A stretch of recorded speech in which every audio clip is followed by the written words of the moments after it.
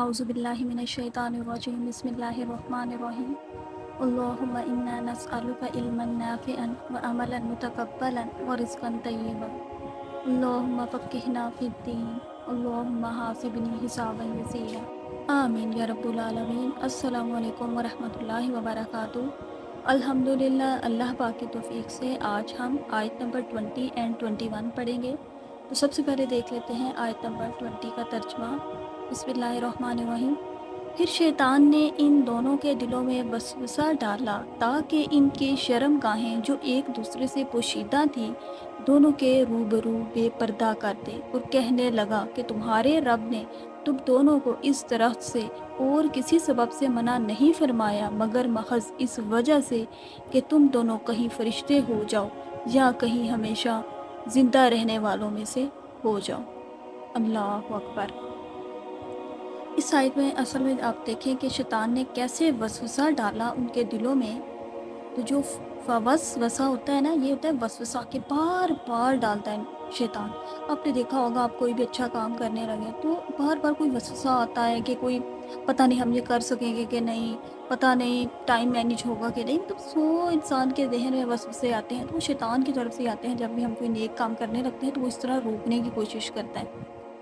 तो शैतान ने क्यों वसवसा डाला, उसकी हिडन अटेंशन क्या थी, ताकि वो खोल दे इन दोनों की शर्मगाहें। अब देखें, ये ऐसी चीज़ है कि इसको खोलने में इंसान को शर्म महसूस होती है।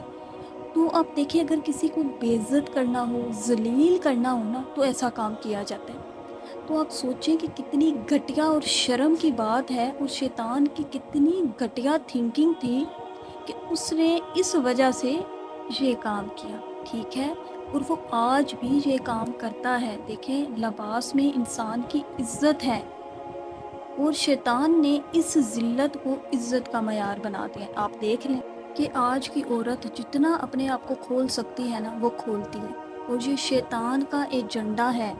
वो अगर फुल किसी को नहीं खोल सकता ना, तो वो कोशिश करता है कि वो जितनी औरत खुल सकती है ना, वो खुल जाए। आप देख लें कि सर नंगा करने में कोई बुराई समझी ही नहीं जाती। औरतों को इस बात का पता ही नहीं है, ये कितनी बेइज्जती की बात है।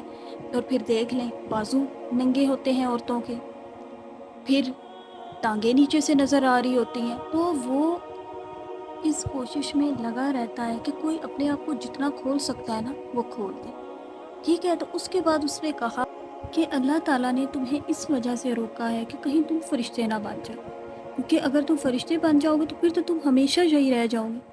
तो ये सारी बातें और ये वाक़या इतनी जल्दी जल्दी नहीं हो गया, बल्कि इस पे बहुत टाइम लगा है। पता नहीं कितने अरसे से हज़रत आदम और उनकी बीवी जन्नत में रह रहे थे। तो उसके बाद शैतान ने ये वसवसा डाला और ये सारा कुछ हो रहा है। तो ये फ़ौरन नहीं हो गया। तो उसने कहा कि आप लोग जो है, अल्लाह ताला ने इस वजह से रोका है आप लोगों को कि कहीं आप लोग फरिश्ते ना बन जाओ। तो उनको ना यही खौफ था। अब ज़ाहिर है, इतने अरसे से वो वहाँ पे रह रहे हैं, तो इंसान का दिल लग जाता है, उस जगह से अटैच हो जाता है। तो उनको भी यही खौफ था कि हम यहाँ से निकाले ना जाएं।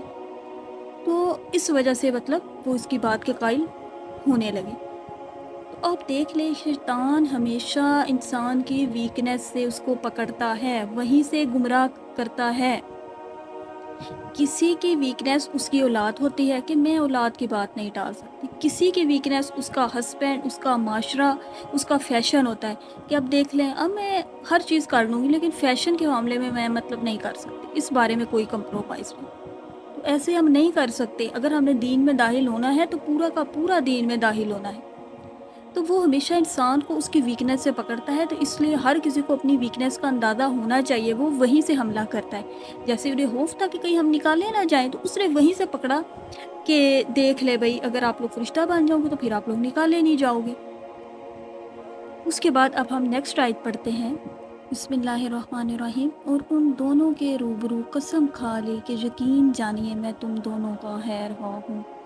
अल्लाह अकबर। अब शैतान ने अपनी बात मनवाने के लिए कसम खा ली झूठी कि मैं तो तुम्हारे ही खैरख्वाह हूँ, मैं तो तुम्हारी भलाई चाहता हूँ, अब आगे तुम्हारी मर्ज़ी। तो जैसे कि हज़रत आदम ने बाद में हदीस में भी आता है ना, हज़रत आदम ने कहा था, मुझे नहीं पता था अल्लाह के कोई आपके नाम की भी झूठी कसम खा सकता है।